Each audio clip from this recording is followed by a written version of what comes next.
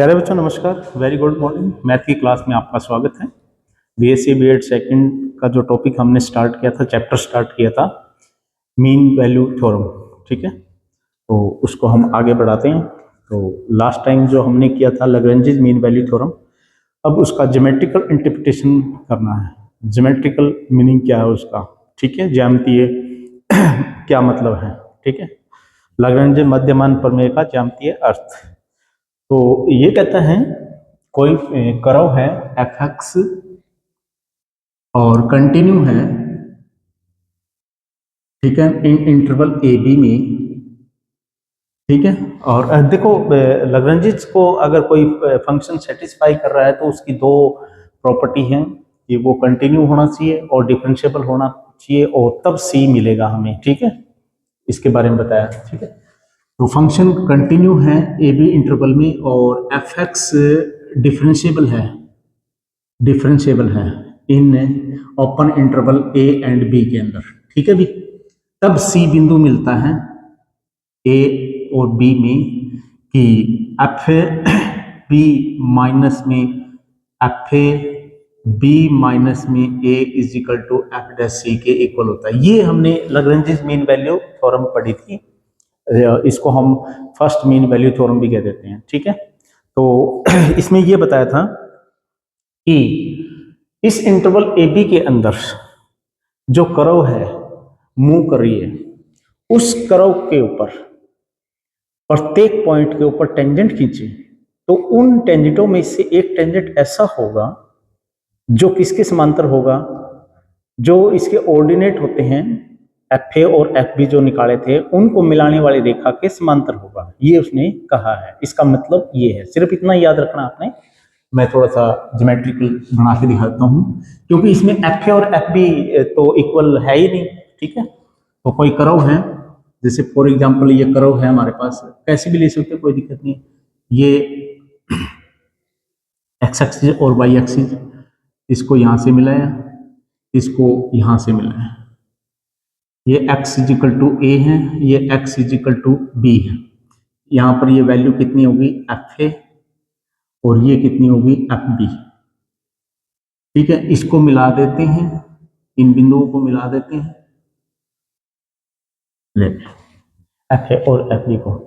तो कहता है कि ये ज्योमेट्रिकल मीनिंग क्या है इसका, कहता है प्रत्येक बिंदु के ऊपर हम टेंजेंट खींचे, कोई भी टेंजेंट खींचे, उनमें से एक टेंजेंट ऐसा होगा जो इसको मिलाने वाली इनको मिलाने वाली एफ ए और एफ बी को मिलाने वाली रेखा के समांतर होगा। यानी कोई बिंदु सी मिलेगा, मान लेते हैं कि यहां पर सी मिल गया होगा, तो वो जो टेंजेंट है वो समानांतर होगा, ठीक है, किसके, इसके बराबर, ठीक है, एफ ए एफ बी के रेखा के समांतर होगा। ये इसका ज्योमेट्रिकल मीनिंग है। कोई बिंदु सी मिलेगा एक्स इजिकल यानी ए और बी के बीच में ये बिंदु सी है, इसके ऊपर कोई टेंजेंट खींचा था इस वक्र के ऊपर, तो वो टेंजेंट, वैसे टेंजेंट काफी होंगे इसके, कितने भी हो सकते हैं, ये ठीक है, ये प्रत्येक बिंदु के ऊपर टेंजेंट खींचते जाएंगे ऐसे ऐसे, ठीक है। तो इसमें से एक टेंजेंट ऐसा मिला है जो इस रेखा के बिल्कुल समांतर होगा, ठीक है। तो ये इसका ज्योमेट्रिकल मीनिंग था, ये आपने याद रखना है। उसके बाद में इसका थोड़ा सा दूसरा फॉर्म भी है लैग्रेंज मीन वैल्यू थ्योरम का। बस इतना ही करना है आपने, इतना ही बात लिखनी है इसमें, ज्यादा डिटेल नहीं लिखनी है। आपको 2 नंबर का ही पूछा जाएगा, पूछेगा तो। इसका दूसरा अनोदर फॉर्म है लैग्रेंज मीन वैल्यू थ्योरम जो है, उसका एक और भी फॉर्म है।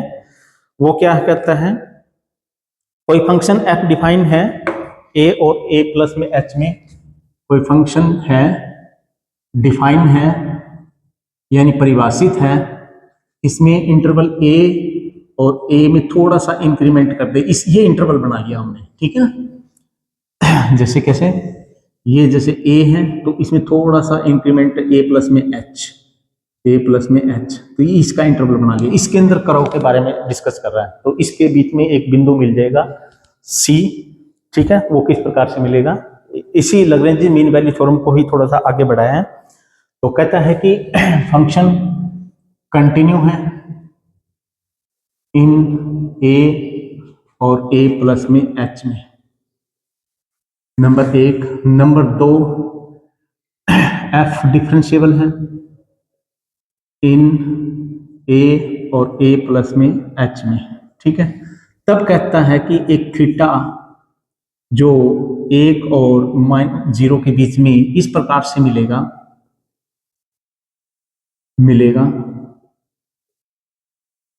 कि एफ डैश ए प्लस में थीटा एच क्या होगा, एफ ए प्लस में एच माइनस में एफ ए बाई में एच, ठीक है।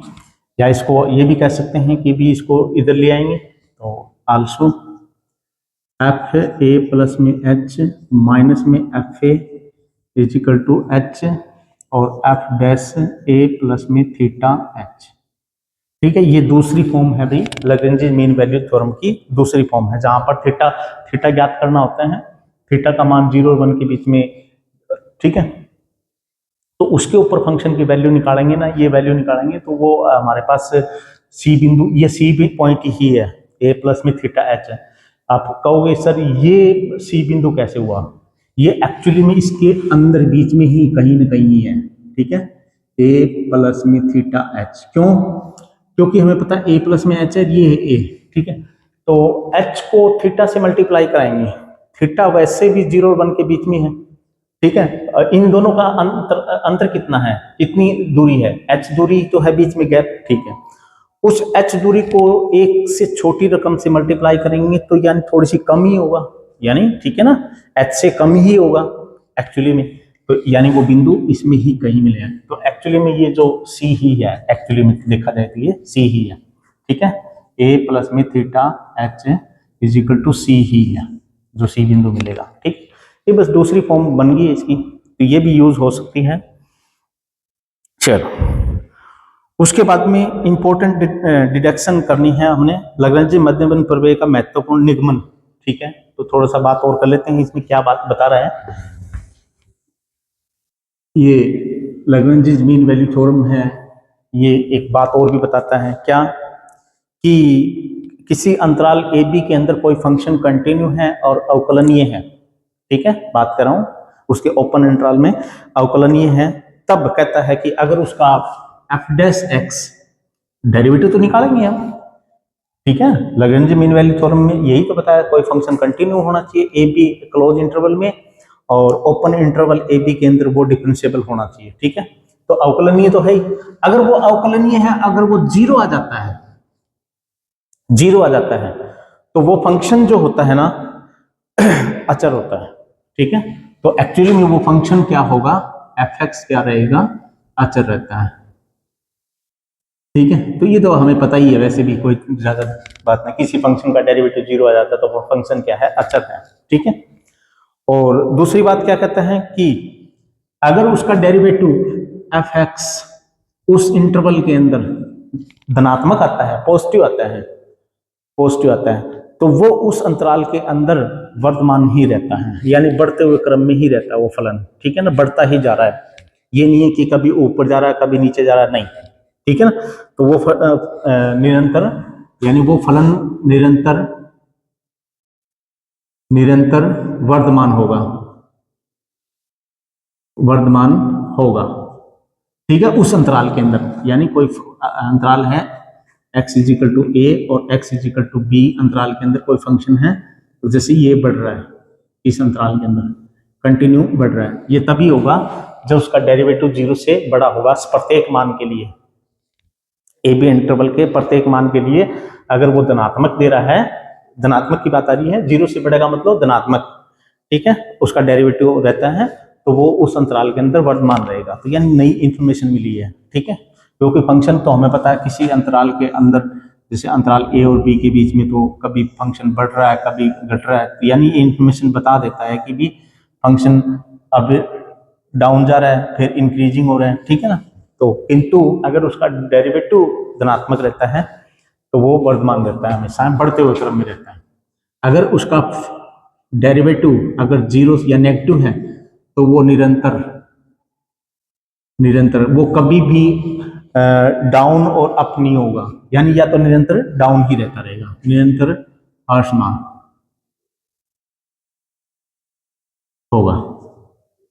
ठीक है भी, तो ये नई इंफॉर्मेशन आई है तो मैंने बता दिया। ठीक है, आगे एक प्रमेय आई है भाई, इस लैग्रेंज की बात ही करें, इसी पे बेस एक प्रमेय और बनाई है। वो क्या कहती हैं, देखते हैं कि कोई if the derivative of a two function, two फंक्शनों के ऊपर बात करने लगे आप।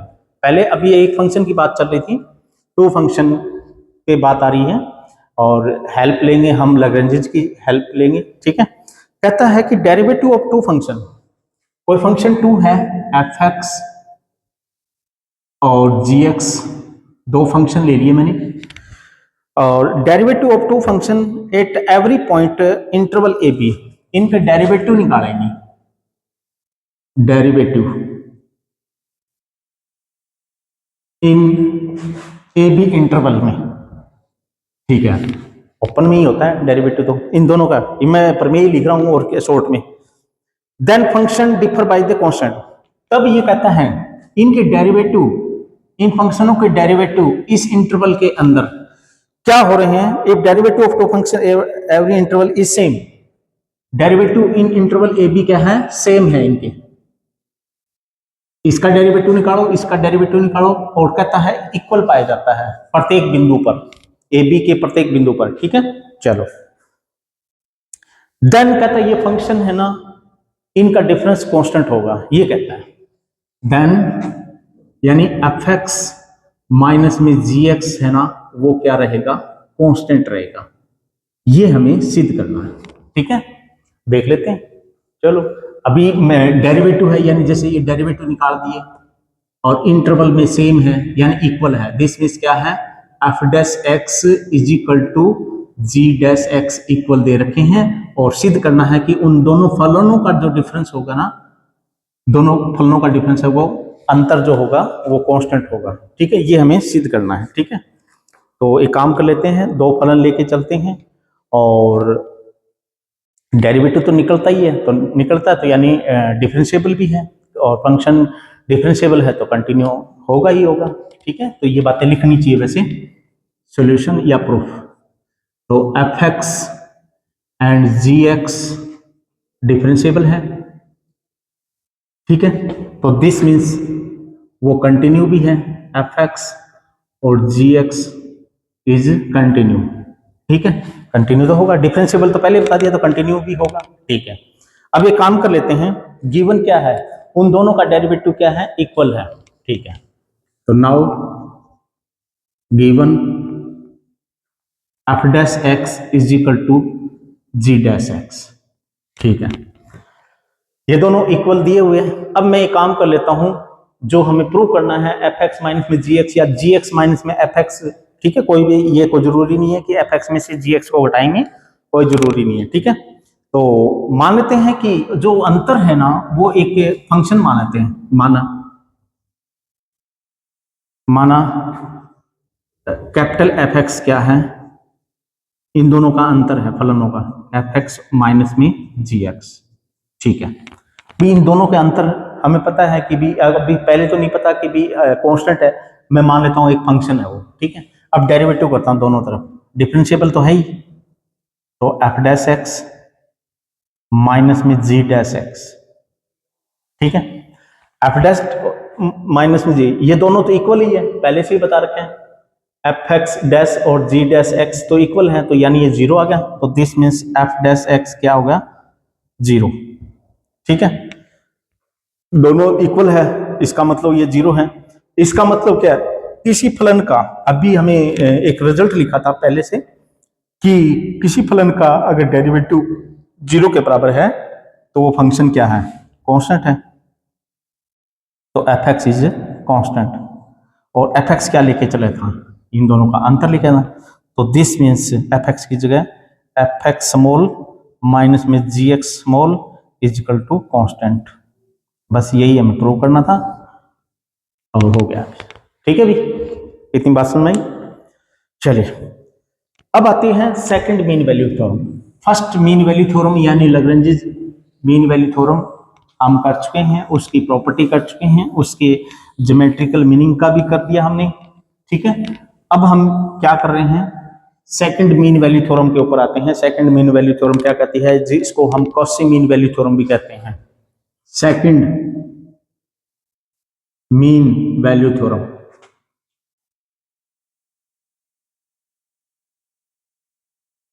या फिर इसको कॉची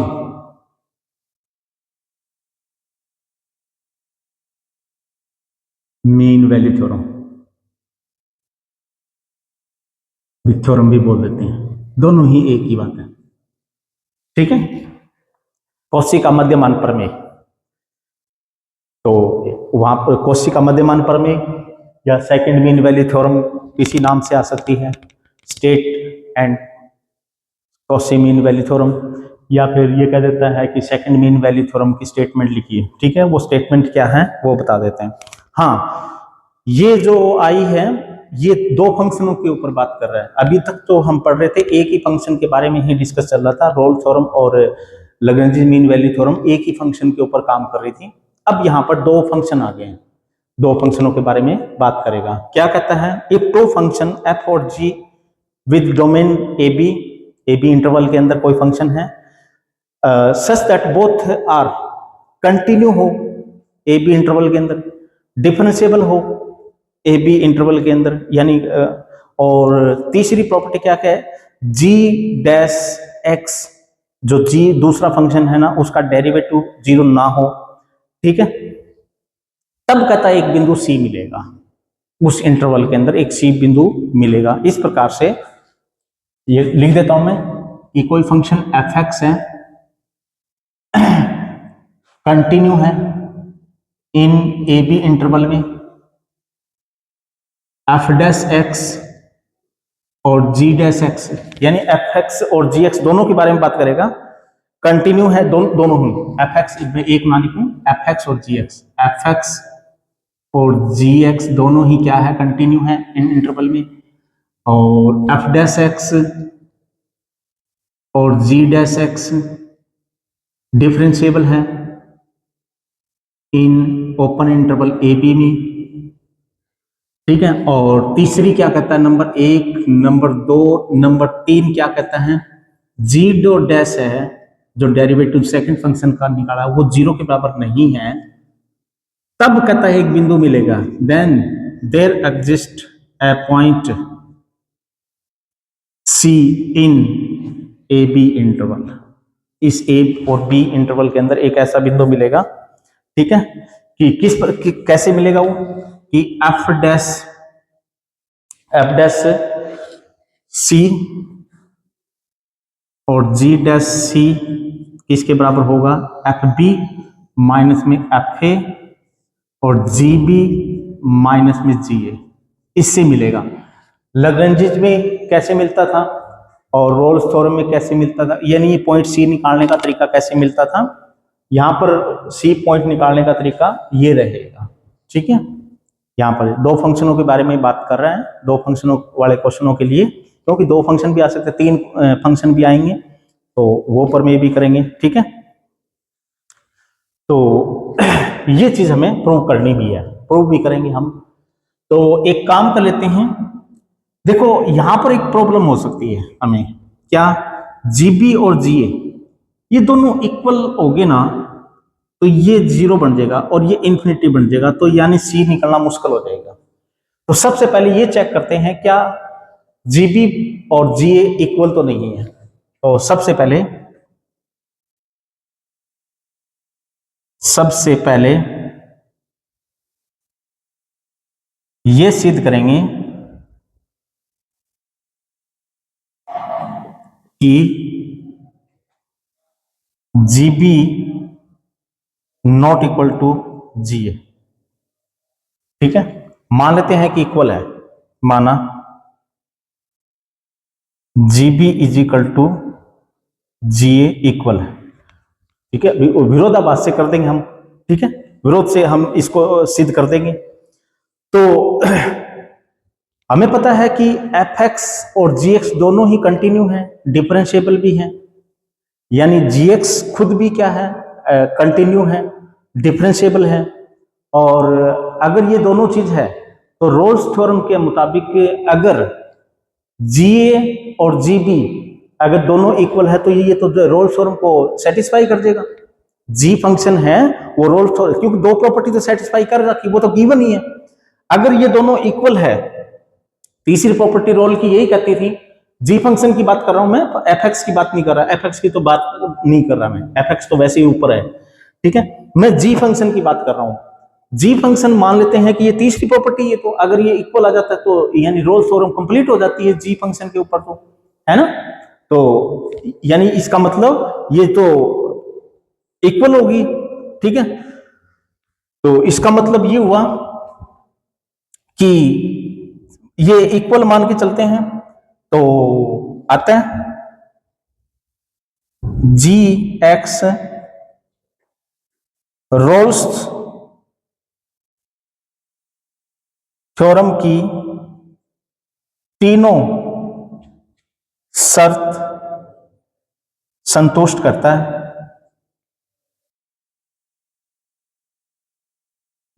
आता है एक सी मिलेगा, आता है सी मिलेगा इंटरवल ए बी में। इस प्रकार से सी निकालने का तरीका क्या होगा, G dash C is equal to 0 होगा, G dash C equal to 0 होगा। यानी भाई देखो, अगर हमने इक्वल लेके चले हैं जीबी और जीबी, ये यानी ये परेशान कर रहा था हमें, क्योंकि ये दोनों इक्वल हो गए तो ये 0 बन जाएगा, तो इन्फिनिटी बन जाएगा, ठीक है, तो ये इक्वल नहीं होने चाहिए। बट मैं एक काम करता हूं, इसको सिद्ध करते हैं कि वास्तव में ये इक्वल नहीं हो सकते, ठीक है, इक्वल नहीं हो सकते। तो देखते हैं, मैं मान लेता हूं कि दोनों इक्वल है। अगर ये दोनों इक्वल है तो जी फंक्शन कंटिन्यू है, जी डिफरेंशिएबल भी है, और जी बी और जी ए दोनों बिंदुओं के ऊपर दोनों के मान इक्वल भी आ रहे हैं। अगर ये दोनों मान हो रहे तो यानी रोल्स थ्योरम की तीनों प्रॉपर्टी सेटिस्फाई कर दिया, तीनों प्रॉपर्टी सेटिस्फाई कर दिया, तो उस इंटरवल ए बी के अंदर सी बिंदु मिलेगा जी के लिए, तो जी फंक्शन के लिए तो सी मिलेगा। और वो सी कैसे निकालते हैं, जी डैश सी 0 होना चाहिए, ठीक है। और सी क्या है, सी कोई भी ए और बी के बीच में कोई बिंदु है, और हमें पता है कि ए और बी के मध्य किसी भी बिंदु के लिए उसका डेरिवेटिव तो 0 नहीं है। ये तो इसने कहा कसी ने, ये तो नहीं है, तो यानी ये तो गलत हो गया। x is equal to C लिखेंगे तो G dash x is equal to 0 आ गया, ठीक है। तो ये तो इसका विरोध आ गया, विरोधाभास है, ये तो लेना ही नहीं है, ये तो इसीलिए तो ये बात काटी इन्होंने, ठीक है, कि ये तो इक्वल टू नहीं है, तो यानी इसका विरोध आ गया। आता है यह तो कॉची मीन वैल्यू थ्योरम की तीसरी शर्त का विरोध है, यह तो कॉची मीन वैल्यू थ्योरम का विरोधाभास है, कंट्राडिक्शन है। अतः जी डैश एक्स 0 नहीं होना चाहिए, अतः जी डैश एक्स 0 के इक्वल नहीं है, यह भी कह सकते हैं, ठीक है। तो इस प्रकार से इक्वल तो नहीं है, तो अतः G B not equal to G A, यानी सिक्योर हो गए हम यहाँ पर, ये तो इन्फिनिटी 0 नहीं बनेगा कभी भी, सिक्योर हो चुके हैं, ठीक है। तो ये प्रमेय इन्होंने किया था। अब हमें इसको सिद्ध करना है कि ये वास्तव में ये इक्वल है कि, ठीक है। तो एक काम कर देते हैं, ये जो दोनों फंक्शन है, अब माना एक फंक्शन ले लेते हैं फाई एक्स, किससे मिलके, इन दोनों फंक्शनों को मिला के, एफ एक्स प्लस में ए कांस्टेंट और जी एक्स, भाई दोनों फंक्शनों को ऐड कर देते हैं, जी को ए से मल्टीप्लाई कर देते हैं, मान लेते हैं, ठीक है, और इन दोनों को मिला के एक नया फंक्शन बना देते हैं फाई, ठीक है, ठीक है। तो फाई फंक्शन है और ए क्या है, वहां पर कांस्टेंट रकम है, ठीक है। तो दो कंडीशन तो सेटिस्फाई कर रही है। अगर फाई फंक्शन इस प्रकार का लिया है, यानी अपन ए इस प्रकार से लेंगे, यहां जहां लिख देते हैं, जहां ए एक कांस्टेंट है जो क्या करता है, फाई ए और फाई बी को बराबर करता है, ऐसा कांस्टेंट लेना है ये। यानी ये दोनों बिंदु ए और बी, ए के ऊपर फाई का मान और बी के ऊपर फाई का मान रखते हैं इनमें, यहां पर भी और यहां पर, तो यानी फाई ए और फाई बी इक्वल होता है। इस प्रकार का ए लिया मैंने, ये इसलिए जानबूझ के लिया मैंने ताकि रोल्स थ्योरम को मैं सेटिस्फाई करवा सकूं, ठीक है, क्योंकि रोल्स थ्योरम की तीसरी कंडीशन, अब कहोगे सर दो कंडीशन फाई ने कैसे सेटिस्फाई कर, अरे हमें पता है एफ एक्स और जी एक्स तो कंटिन्यू है, डिफरेंशिएबल है, तो उनका जोड़ घटा गुणा भाग वो भी तो कंटिन्यू होगा, वो भी डिफरेंशिएबल होगा। बस बात ये रह गई तीसरी कंडीशन सेटिस्फाई अगर और मिल जाती तो ये नहीं, ये जो फाई फंक्शन है रोल्स थ्योरम को सेटिस्फाई कर देगा, ठीक है। तो आता है फाई एफ एक्स जी एक्स कंटिन्यू है ही, एफ एक्स जी एक्स डिफरेंशिएबल भी है, ये तो पहले से दे रखे हैं, कंटिन्यू है ए बी इंटरवल में और डिफरेंशिएबल है ओपन इंटरवल में, और ये भी है, और फाई ए कंटिन्यू है, तो दिस मीन्स फाई एक्स भी कंटिन्यू है ए बी इंटरवल में, और फाई इसका मतलब यानी ये दोनों अलग अलग डिफरेंशिएबल है, तो उनका जो नया फंक्शन बना है उनको कंबाइन करके वो भी डिफरेंशिएबल होगा, अतः फाई एक्स भी डिफरेंशिएबल है ए बी इंटरवल में ओपन में, और अतः फाई ए और फाई बी मैं इक्वल लेके चल ही रहा हूं, क्योंकि ए इस प्रकार का लिया है, जो कांस्टेंट है ए इस प्रकार का लिया है मैंने कि जो इन दोनों को इक्वल करवा दे, फाई ए बिंदु पर फलन का मान और फाई बी बिंदु पर फलन का मान दोनों इक्वल हो जाए, ए को इस प्रकार से एडजस्ट किया है, ठीक है। फाई बी इक्वल है, तो इसका मतलब phi A is equal to phi B, अतः फाई एक्स रोल्स थ्योरम की तीनों शर्त को संतुष्ट करता है, अतः एक बिंदु मिलेगा, अतः एक बिंदु सी इंटरवल ए बी में मिलेगा, इस प्रकार से कि किस प्रकार से मिलेगा वो आपको पता ही है कि एफ डैश सी 0 नहीं, phi dash C should be 0, ठीक है ना, इससे मिलेगा।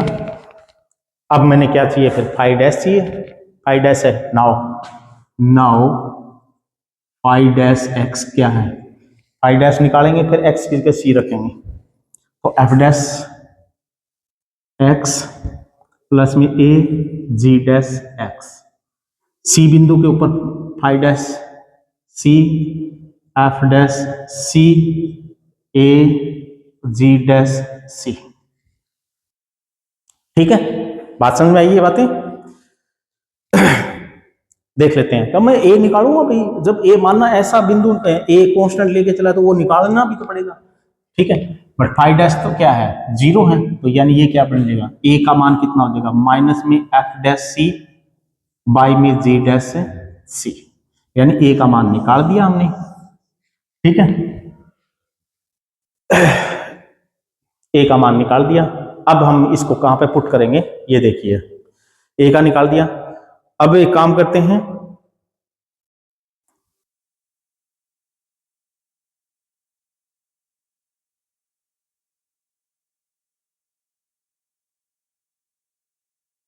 अच्छा फाई ए और फाई बी इक्वल भी, ए और बी के ऊपर फाई ए और फाई बी इक्वल भी है, also phi A is equal to phi B, ये भी इक्वल है, तो एक काम करते हैं, ए पुट करो यहां पर, ए यहां पर पुट करोगे तो फाई ए यानी यहां पर पुट कर दो, एफ ए प्लस में ए जी ए, ठीक है, और इज इक्वल टू बी पर फलन का मान फाई बी, बी पुट कर दो, एफ बी प्लस में ए जी बी, यहां से भी ए का मान निकाल दो, तो यहां से मान निकालेंगे ए कॉमन निकाल देंगे, जी ए माइनस में G B is equal to F B minus में एफ ए, ठीक है, इसको नीचे ले जाएंगे तो a is equal to minus का एफ बी, ये माइनस कहाँ से आया, एफ ए, इसको आगे इसको पीछे, इसमें से माइनस कॉमन निकाल दिया तो जी बी, यानी बी वाले आगे लिख देते हैं और ए वाले सारे पीछे लिख देते हैं। ठीक है, तो एक यहाँ से ए निकाल दिया और एक ए यहाँ से निकाल दिया, दोनों को इक्वल कर देंगे तो माइनस से माइनस कैंसिल हो गया। तो यही चीज हमें प्रूव करनी थी। ठीक है, यही हमें प्रूव करनी थी भी, ये दोनों लेफ्ट साइड इक्वल है, ये माइनस माइनस कैंसिल हो गया तो यानी ये इज इक्वल टू ये, और यही हमें प्रूव करनी थी। ठीक है, तो ये थी सेकंड मीन वैल्यू थ्योरम भाई। और ये दो फंक्शनों के लिए है, जो स्टार्टिंग में लैग्रेंज मीन वैल्यू थ्योरम और रोल्स थ्योरम पढ़ी थी वो एक ही फंक्शन के लिए थी। ठीक है, और ये दो फंक्शन के लिए सी निकालने का, बिंदु सी निकालने के लिए यूज हुई है। ठीक है, इसका ज्योमेट्रिकल मीनिंग भी पढ़ेंगे, क्या कहता है ये। एक मिनट,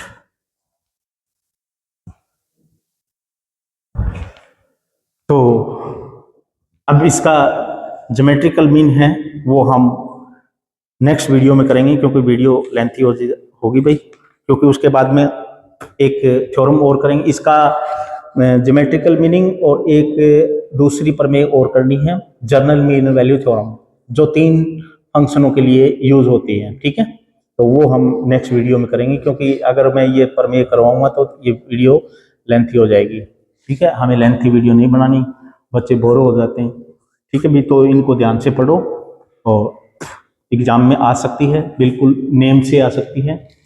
क्या आ सकती है प्रमेय, state and prove second mean value theorem, या state and prove Cauchy mean value theorem. ठीक है, तो ध्यान रखना दोनों का मीनिंग एक ही है। ठीक है, तो या हो सकता है state mean value theorem 2 number का देना चाहते हैं तो सिर्फ स्टेटमेंट ही लिखनी है, तो स्टेटमेंट लिखनी है तो आपने सिर्फ इतना ही लिखना पड़ेगा, ये इसकी स्टेटमेंट है।